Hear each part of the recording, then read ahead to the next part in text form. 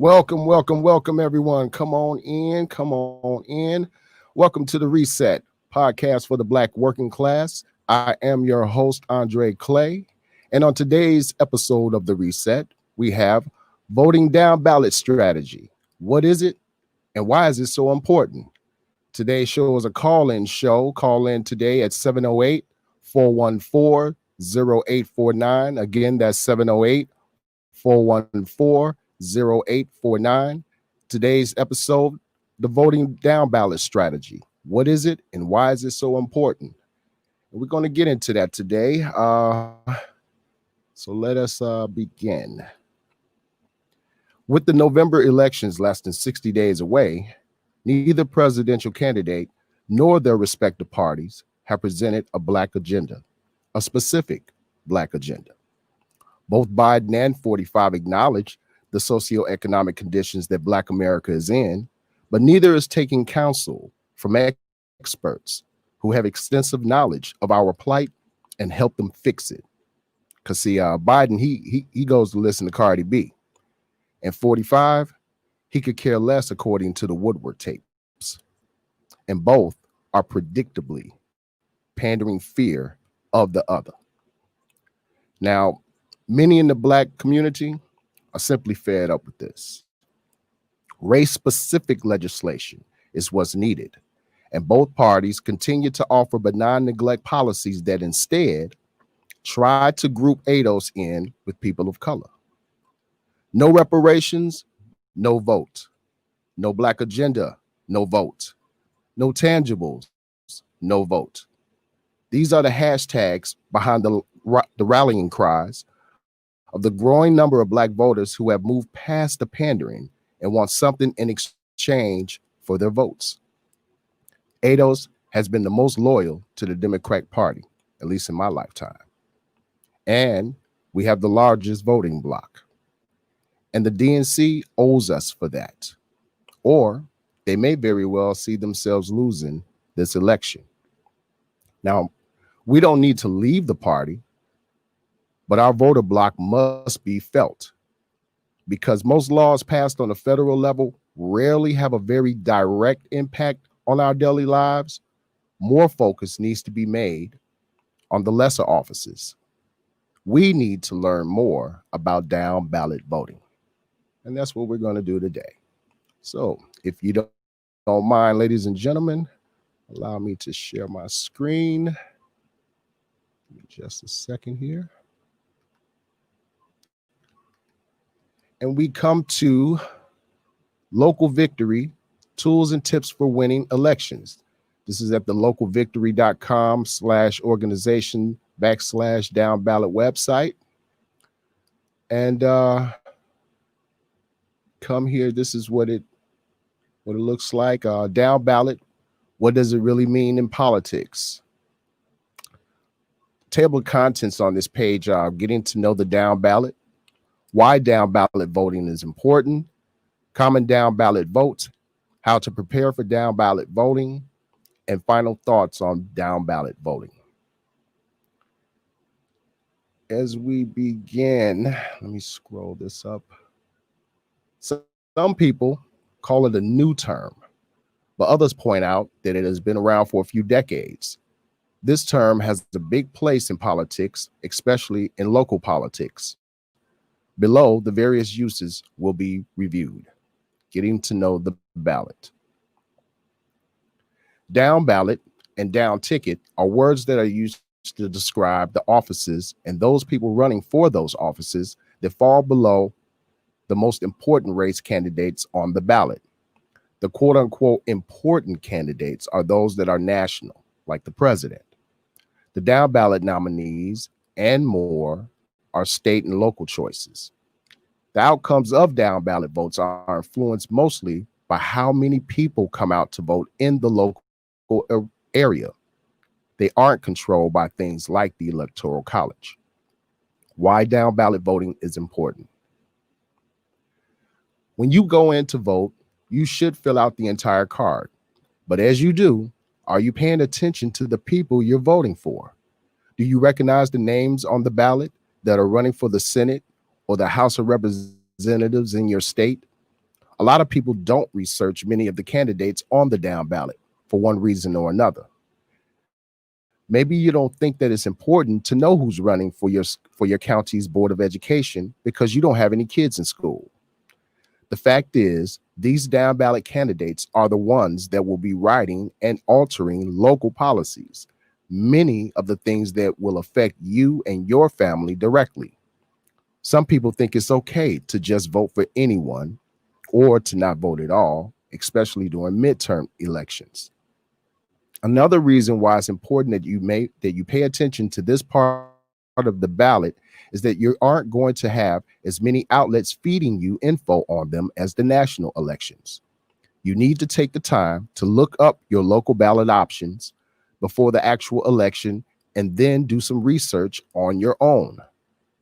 While news channels may discuss the candidates from time to time, you can't be ensured that you're getting unbiased info.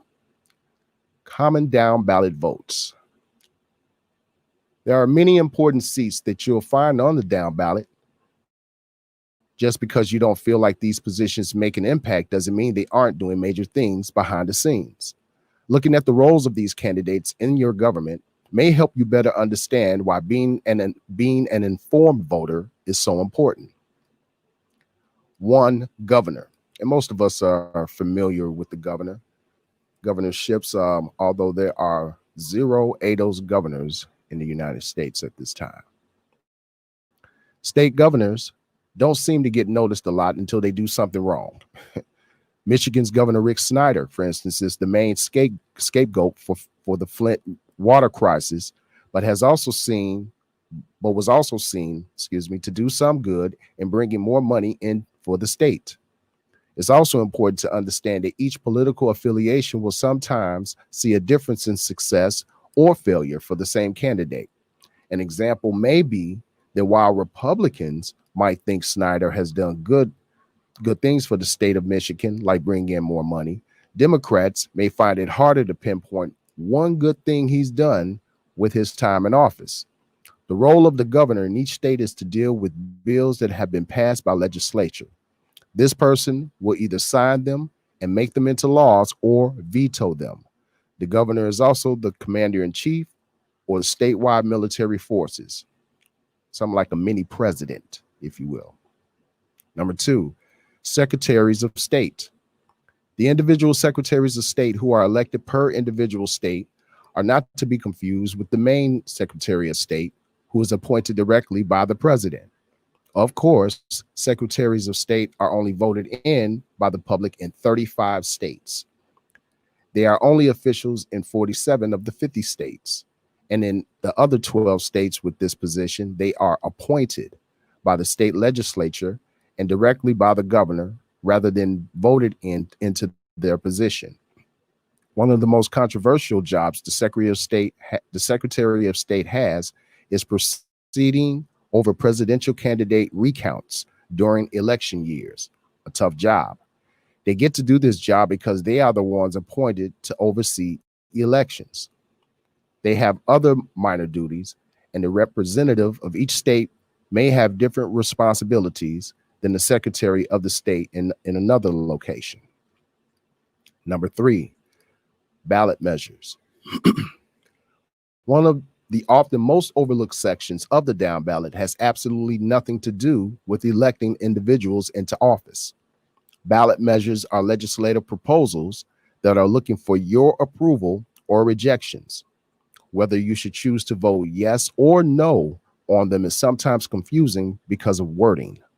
This confusion, often over wording, is one of the reasons why it is extremely important to be knowledgeable of when these are on a ballot and what each of them is doing.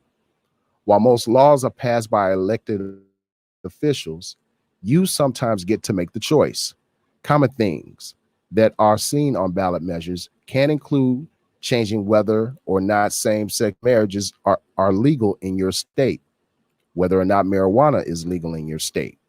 And it can even be used to affect the money that schools, zoos, and other institutions get in your state. Number four, state legislators.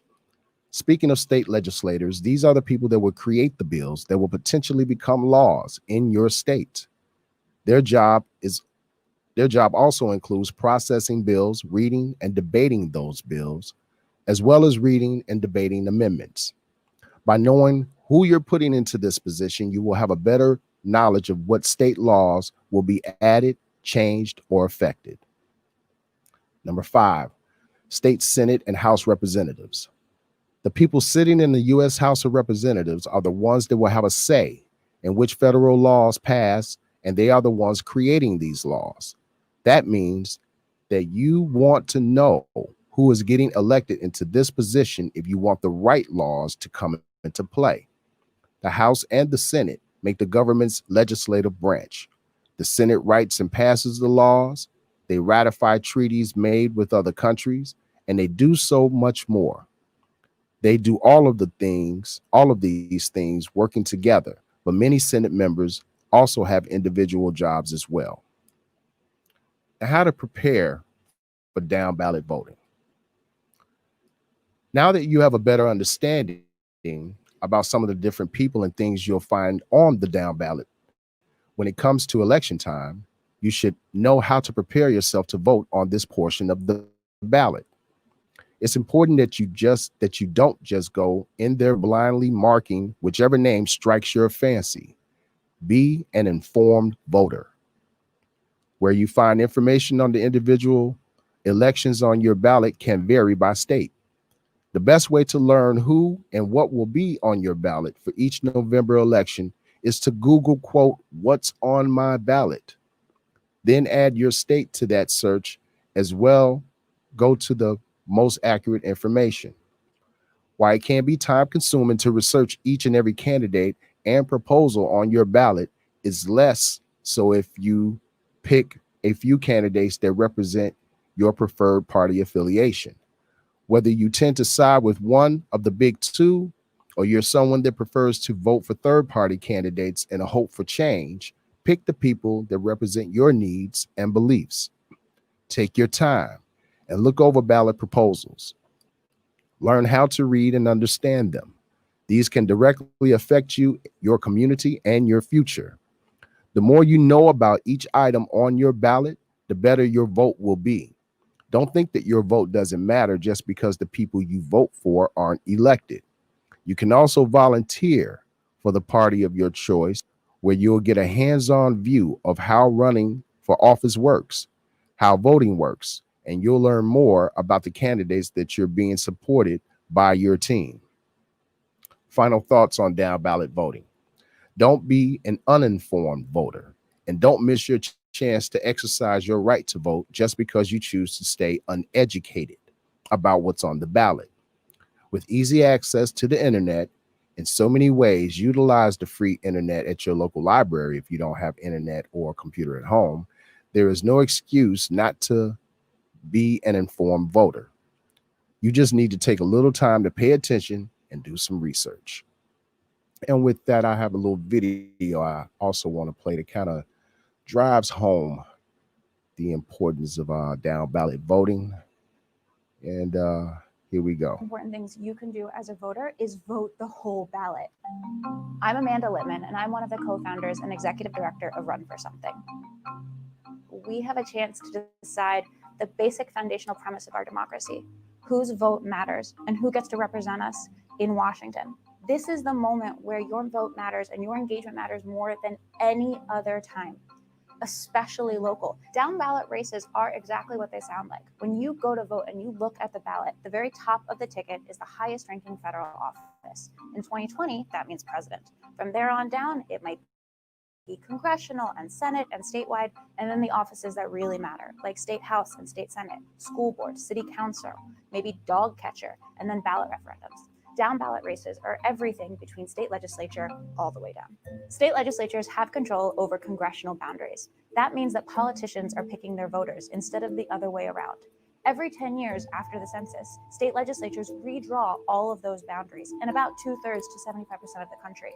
The politicians who were elected in 2010 drew those boundaries so those districts were even more Republican. It's called gerrymandering, and it's one of the biggest reasons why our government is so broken today. And the upcoming election in 2020 is the only time we have a chance to weigh in on who draws these boundaries. Democrats historically have cared so much about who the president is. After Barack Obama was elected in 2008, over the next 8 years, we lost more than 1,000 seats in state legislatures. Republicans have been investing in these races for decades. And as recently as 2018, the Koch brothers donated money in 75 different races in Texas alone, all the way down to a county commissioner. They understand that these local races are where power actually comes from. If you care about voting rights, yes, the federal government can do something, but as long as Mitch McConnell's in the Senate, that's not going to happen. State legislatures are where people can pass laws like voter rights expansion, like getting rid of voter ID laws, like expanding voter registration. State legislatures can do things like expanding access to women's health, or they can us over. Places like Missouri and Georgia have banned abortion. We have seen even small towns in Missouri and cities in Michigan have done things like decide their sanctuary cities or voluntarily agree to be in alignment with the Paris Accords. We've seen things like city councils decide that they're going to protect women's healthcare centers by changing the protest zones around them. We've seen things like cities deciding to change all of their electricity delivery to solar. Make sure you're looking at every race and voting for the candidate you believe in. Do your research, check your local news sources, Google them. This matters, especially if it's an issue that affects you like student loans. We have seen the Pennsylvania state legislature trying to push forward to take action on student loans because Pennsylvanians have the highest average student loan debt of any state across the country. Now, granted, the only reason the Pennsylvania state legislature is doing that is because we elected more young people to it who have student debt themselves.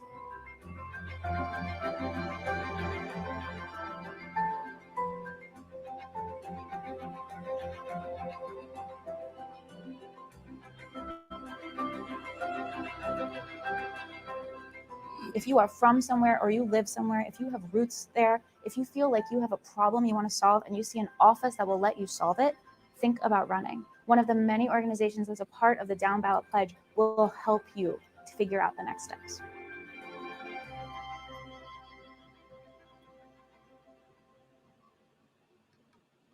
All right, all right. Go back to. We undeniable. Uh-oh. We go back to this show right here. As we see from the information provided and from the video that we just watched, just how important down ballot voting can be. It's definitely something that we have to take more seriously, especially when we're considering these elected officials and what their jobs are concerning the American people. On the federal level, again, we're affected by some of those laws, mostly by taxation, healthcare, education, but those monies are funneled down to the states in which they have a more direct impact on our daily lives, as we see. Now, because of gerrymandering, we have seen a lot of trickery going down with between the Democrats and the Republicans trying to suppress, the black vote in many areas. But to highlight just another point about how important down ballot voting can be, allow me to share my screen again because I want to show you another article. Hey, Tony. Hey, Ginger. Good to see you guys. Glad that you joined us today. Allow me to share my screen again, people.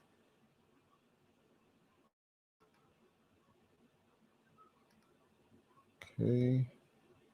All right, all right.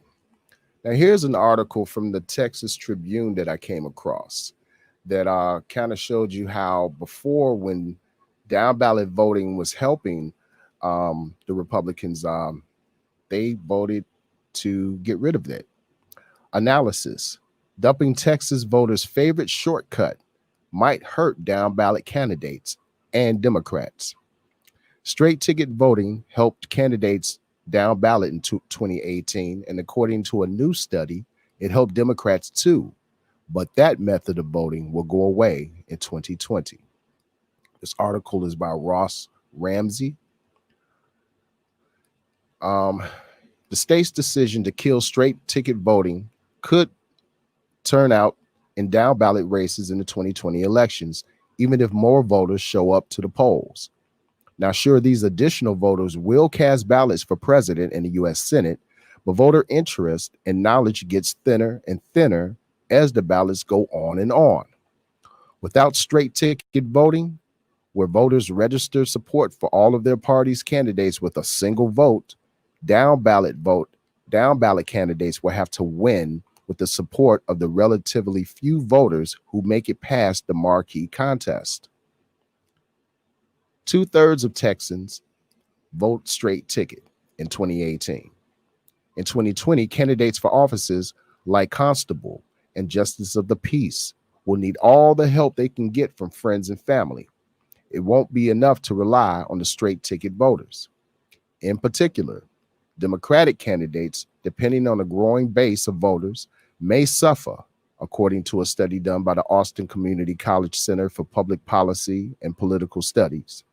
Quote, most analysis of the election contend that straight ticket voting helped the Democrat Party candidates in certain types of counties, metropolitan and some suburbs, authors Stephen Hogg and Peck Young wrote. And we agree that the increased competitiveness of Democrats in many counties was abetted by straight ticket voting. It's not so much the Democrats were depending on straight tickets for their strength. It's the strong candidates at the top of the ticket, like when Democrat Beto O'Rourke was running, were making it easier for the rest of the party's candidates to win some votes too.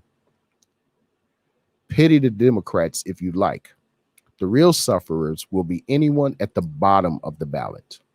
It's one thing for voters to know which party they like and to vote for the flag when they don't know the individual candidates. And it will always be possible to keep doing that since the party is listed next to each candidate's name. But it's a lot easier to vote for a whole party at once than to vote one at a time for each of that party's candidates. The greatest effect of the elimination of straight ticket voting will probably not be the elimination of Texans voting for all candidates of one political party. The essence of straight ticket voting, the two wrote, the effect will be that people will spend more time in the voting booth. The state doesn't compile data on straight ticket voting. That's done by county election officials all over Texas. Young, who heads the ACC Center, and Hogg, a retired ACC professor, worked with students to pull together information on 2018 voting, an election that produced narrower than normal Republican wins and some Democratic upsets down the ballot. It was also the last year of straight ticket voting in Texas. Now, some highlights: two-thirds of voters in the 48 biggest counties in Texas cast straight ticket ballots.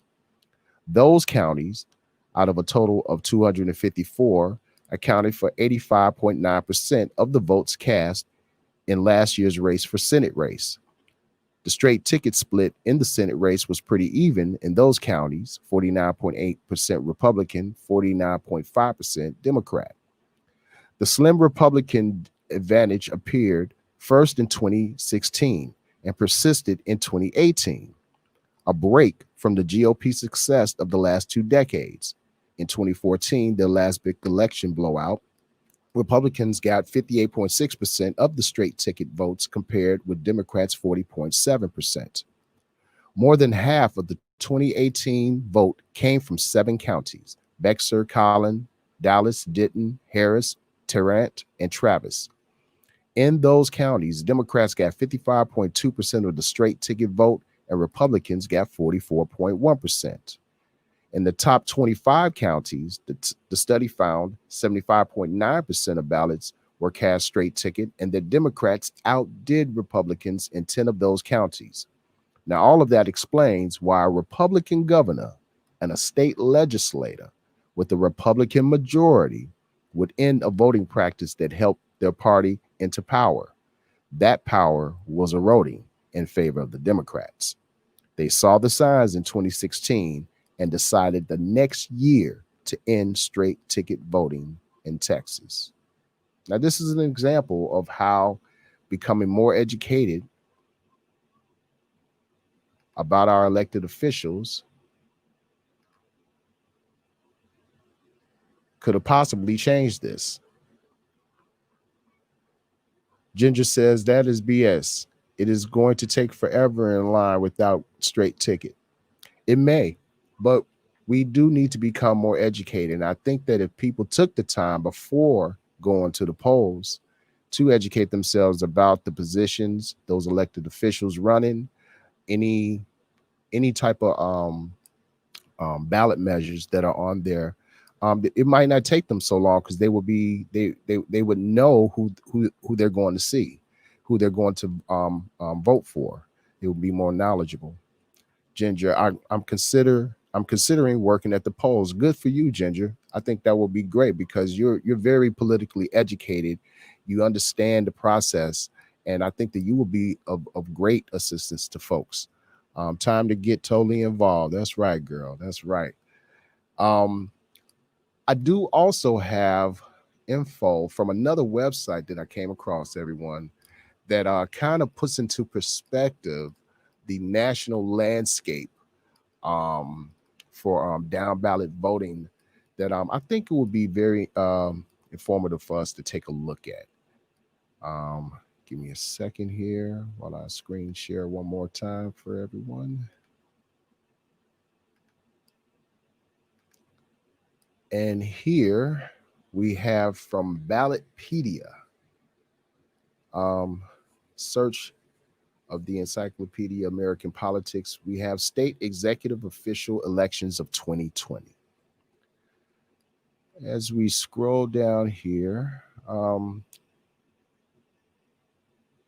state executive offices up for election in 2020 include 11 gubernatorial seats, 9 lieutenant gubernatorial seats, 10 attorney general seats, and 7 secretary of state seats, including down ballot races.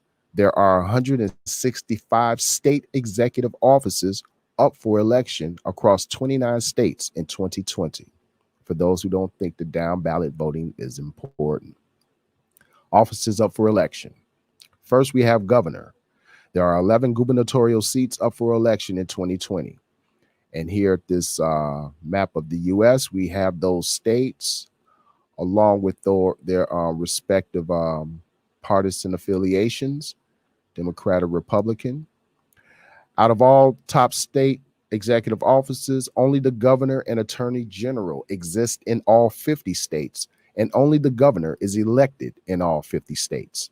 As the chief executive officer, the governor is among the most powerful figures in state government. Other executive offices ordinarily report to him or her. Here we have races in Delaware, Indiana, Missouri, Montana, New Hampshire, North Carolina, North Dakota, Utah, Vermont, Washington, and West Virginia. For lieutenant governor, there are 9 lieutenant governor gubernatorial seats on the ballot in 2020. Here we have in 45 states, the lieutenant governor is the second highest executive office behind the governor. Although the powers and duties of the lieutenant governor vary from state to state, lieutenant governors are responsible for filling vacancies in the office of governor. In many states, lieutenant governors often sit on boards or commissions, and they are often involved in the proceedings of the state senate. Here we have the list of those states. Vermont, independent. Attorney general. There are 10 attorney general seats on the ballot in 2020.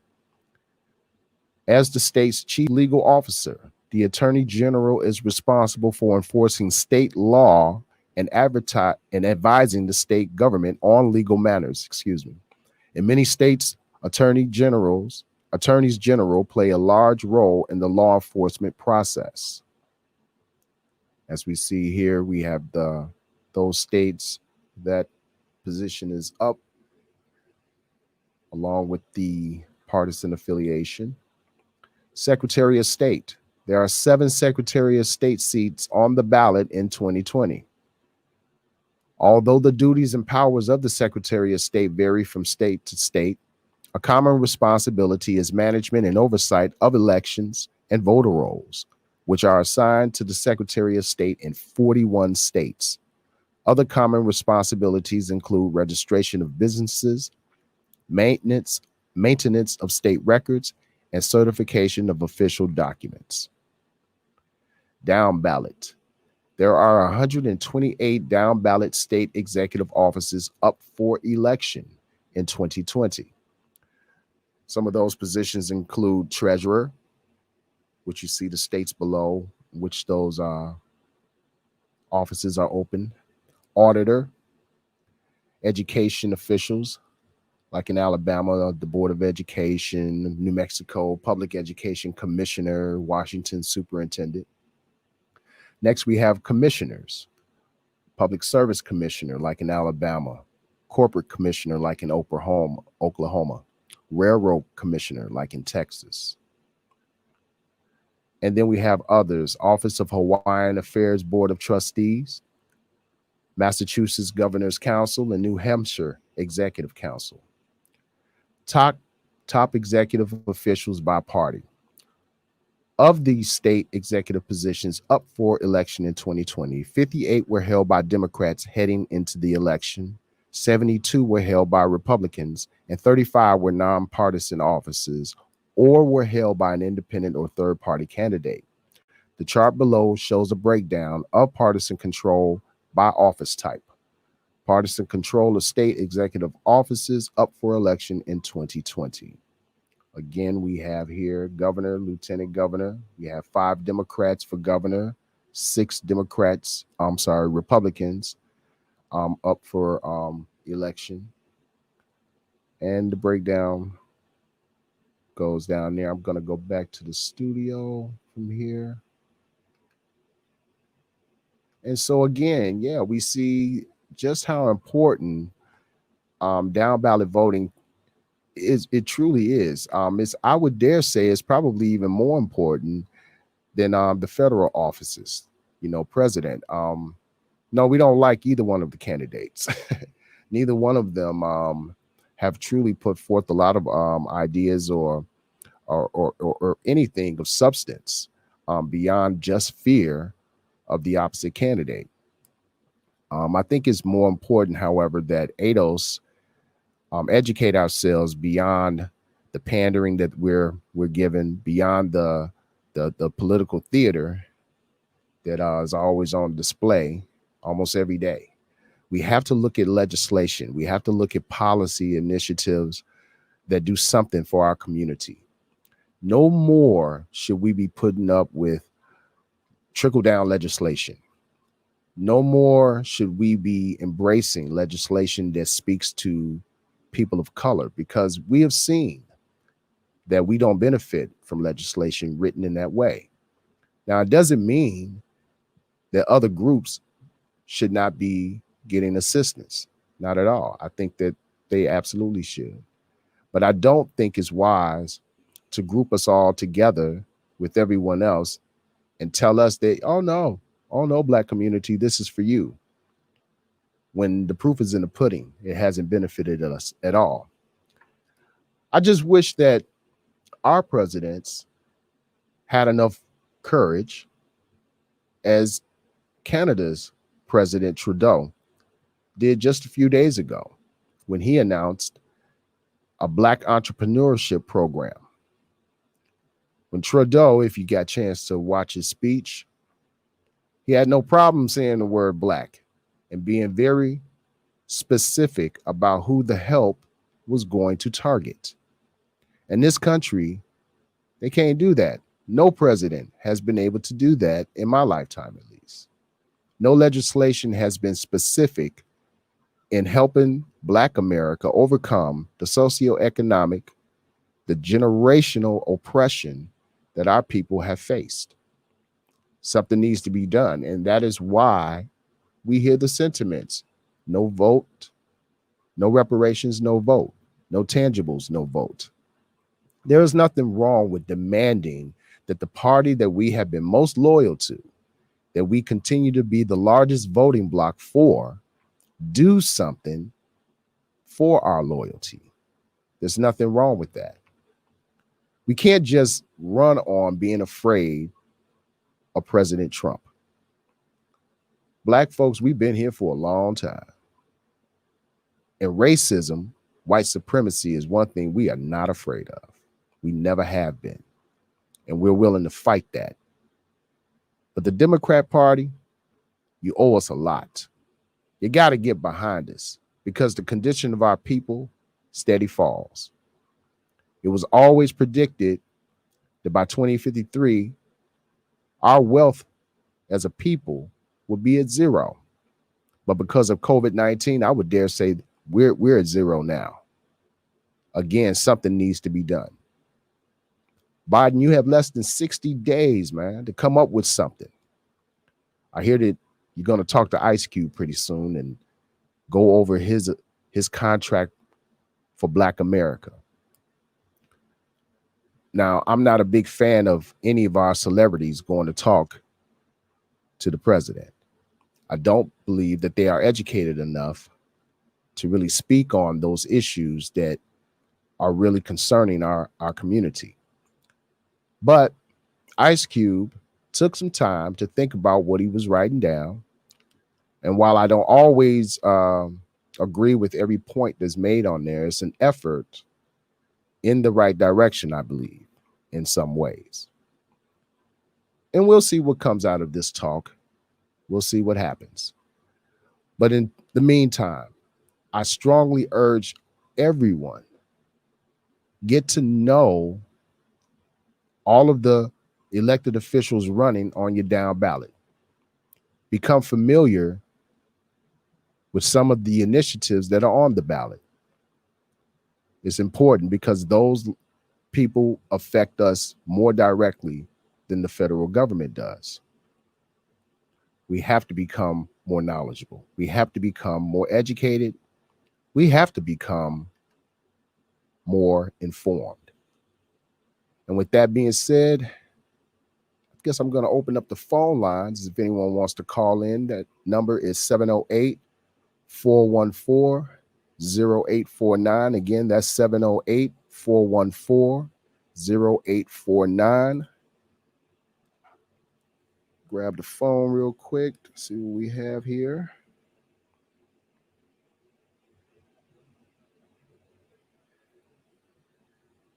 Because the days of just telling voters, oh, you're stupid for not choosing to vote for a president, that's over. Because we're not seeing anything tangible that the Democrat Party is doing.